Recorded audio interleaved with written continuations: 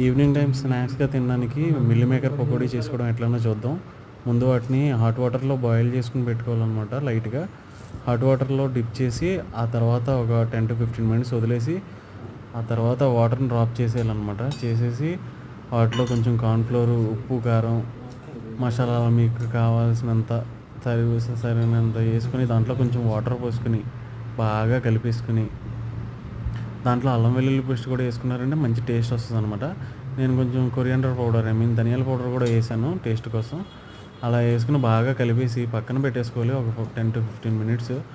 అలాగే అయిపోయిన తర్వాత బాండీ మీద నూనె పెట్టుకుని ఆ నూనె బాగా వేగిన తర్వాత దాంట్లో పకోడీ వేసుకుని తింటే ఉంటుంది నా సామిరంగా.